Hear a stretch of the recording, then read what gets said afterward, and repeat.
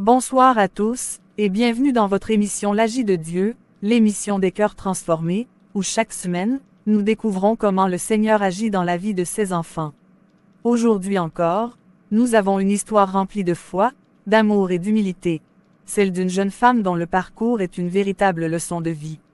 Son témoignage commence dans un petit village, auprès d'un père simple, humble et généreux, un homme qui a semé dans le cœur de ses enfants les valeurs du travail, du respect de la prière.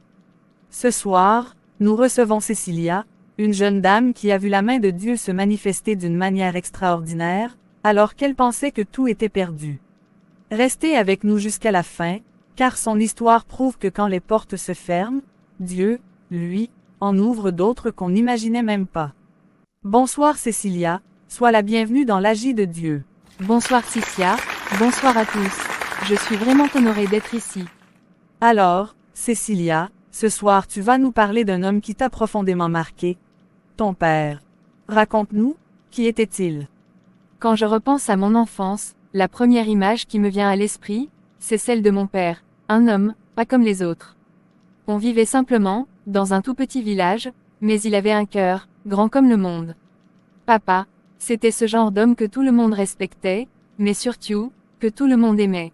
Quand un enfant du village réussissait son examen d'entrée en 6e, tout le monde savait déjà qui irait au marché pour les achats scolaires, pour son inscription. C'était Papa Célestin. Il recevait, vraiment que Dieu te bénisse. Grâce à toi, nos enfants peuvent aller à l'école dignement. Ce n'est rien, ma sœur. Quand un enfant étudie, c'est tout le village qui avance. Voici comment il répondit.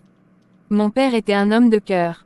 Il n'avait pas beaucoup d'argent, mais il avait Dieu, et ça valait tout. Il était trilingue. Oui, il parlait français, anglais, espagnol, mais il ne s'en vantait jamais.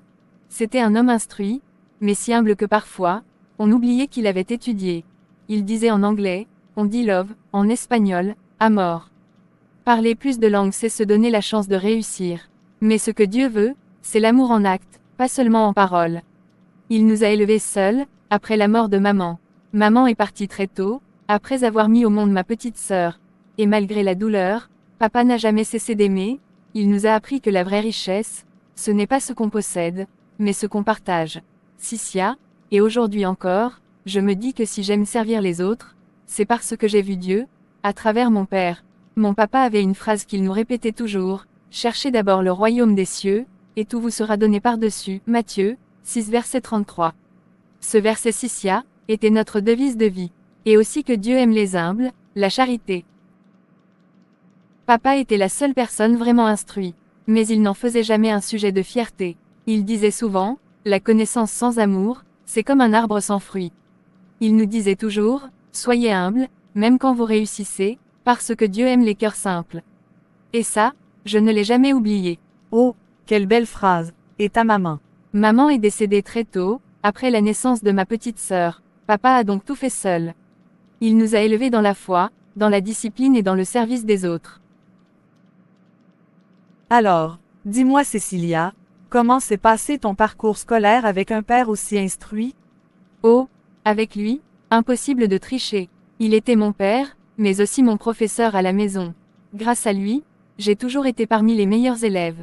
De la première année jusqu'en terminale, je n'ai jamais redoublé une classe.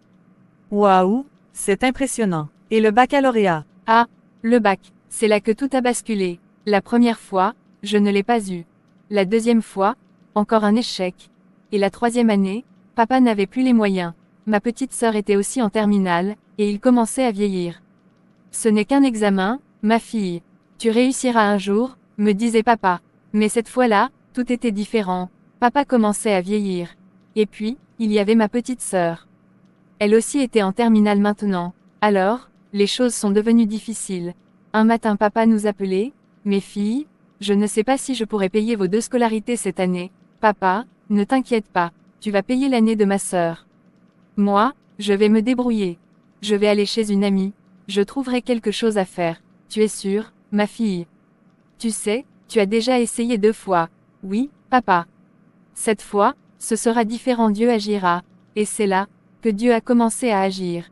Je suis partie de la maison avec juste ma foi et quelques vêtements. Chez mon ami, les choses n'étaient pas faciles.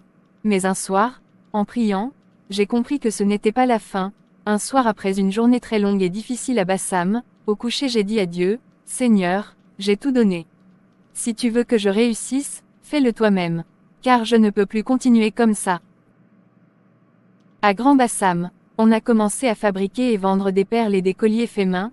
C'était difficile, mais j'étais en paix, parce que je savais que Dieu me voyait. Et c'est là-bas, à Grand Bassam, que Dieu a commencé à agir. Oui, exactement. Un jour, un couple de touristes est passé. Ils étaient brésiliens. Ils parlaient portugais, que je pouvais comprendre un peu grâce à l'espagnol que papa m'avait appris. Je me suis approchée et je leur ai parlé. Ils ont été surpris que je comprenne leur langue. On a ri, on a discuté, et ils ont acheté des colliers. 2 jours plus tard, ils sont revenus. Ils m'ont dit, tu parles si bien. Tu connais d'autres langues? J'ai répondu, oui, je parle le français, l'anglais et l'espagnol. Et là, j'imagine qu'ils t'ont proposé quelque chose d'incroyable. Oui, ils m'ont dit qu'ils possédaient une chaîne d'hôtels au Brésil et qu'ils cherchaient quelqu'un de trilingue pour les rejoindre. Je leur ai expliqué que je n'avais pas d'argent, que mon père vivait difficilement. Et ils m'ont répondu, ne t'inquiète pas. Appelle ton père, nous ferons tout.